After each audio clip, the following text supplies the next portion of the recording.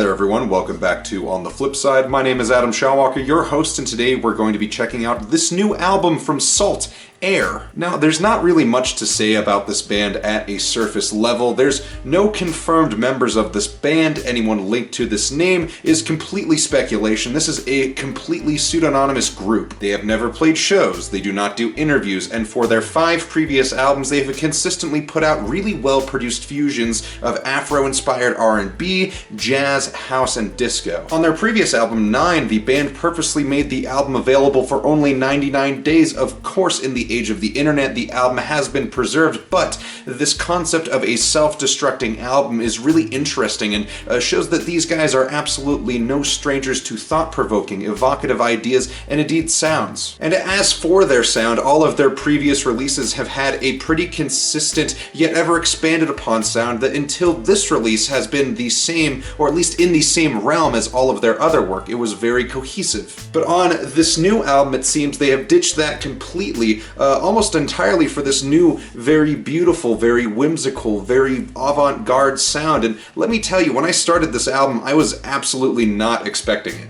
But while it may not have been what I was expecting, it certainly was not unwelcome. Now, this album runs for about 45 minutes, pretty standard affair for one of their albums. This album is also almost entirely instrumental with the exception of the title track Air and the 5th track Time is Precious. Instead of lyrics, this album focuses on a much more choir-based style of singing over these massive orchestral arrangements that I could really only compare to like the soundtrack for a Studio Ghibli movie. The first track, Reality, is a sweeping, lush track that is a really cool intro, and it almost fakes you out as this is one of the shorter songs. I thought that this maybe would just be like a lead-in to a more like traditional sounding song, but no, this is just the first leg of the first suite of the songs on this album. That suite being Reality, into Air, then into Heart. All 3 of these tracks feel as if they're linked very intentionally, though the most whimsical of the 3 is definitely the title track Air, which has these great bouncy sing-song parts balanced out between some beautiful percussion work and strings. And this song really earns its title being one of the floatiest songs that I've ever heard. This track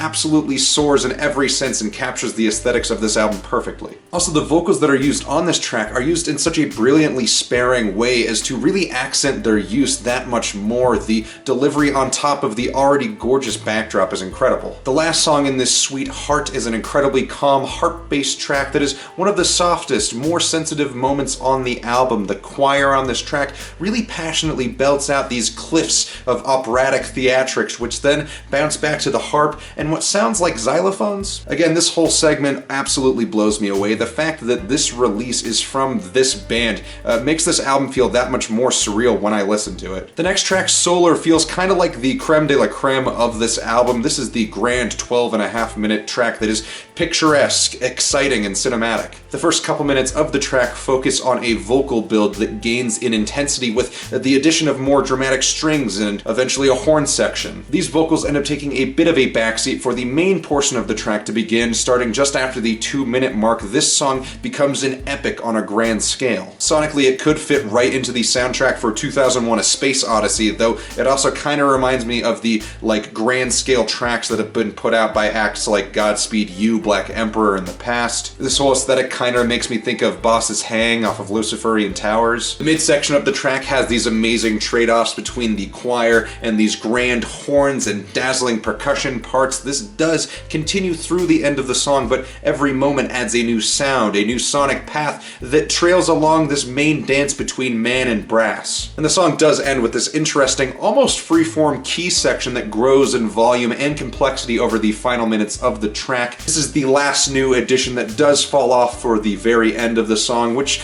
shaves everything down to just the choir and the brass. This song is utterly monumental. There's no other way to describe it. The next track and the following suite of songs does end up feeling a little bit weaker than the first suite and the epic track. Time is Precious is a wonderful song. It has some very full, lush production. It also takes some time to build in these painted landscapes of sound and collages of brass, woodwind, strings, and the choir, which seems ever present. Until it isn't. The end of this song, they choose to do a more lyric heavy outro. The mood of the lyrics match up with the album, I have no problem with that, but it feels like what could have been left unsaid should have in this instance. I still think they have an excellent delivery and a great grasp of their lines, but I just wish that for the feel of this album they had gone with a more subtle approach to this lyric section, like the title track. I mean, it shouldn't be that much of a stretch to make that work here. Throwing in that like R&B, and in this case almost gospel-like sound like 30 minutes into this album feels like a complete misstep. If they had even took this end segment of this song and maybe made it into like a separate track and put this as like the intro or an outro track, for instance, this album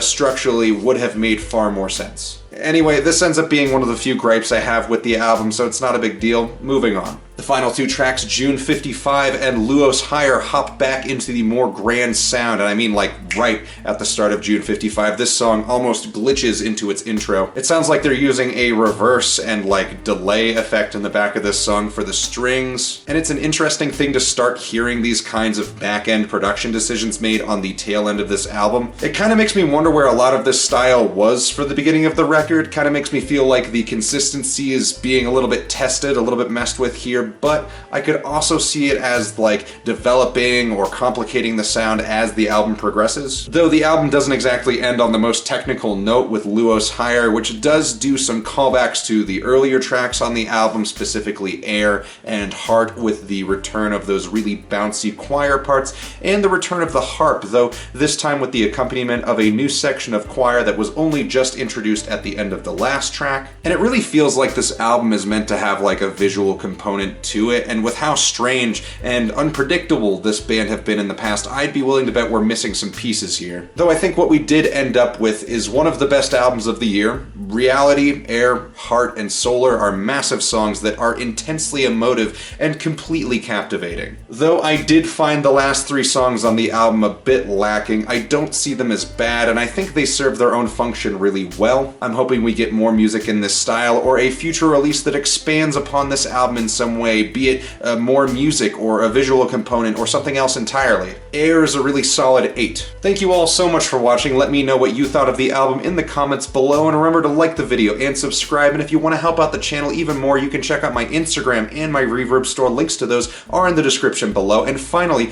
I did want to announce that I have opened a Depop store. I lost a bunch of weight recently, and while I was going through my closet, I found a bunch of stuff that I either don't wear anymore or stuff that doesn't really fit properly. So yeah, buy my old shirts. They're pretty cool. I've got tons more to sort through, but I'm gonna be unloading a lot and posting in batches, so the link to that is now available below as well. Thank you all so much again, and we'll see you on the flip side.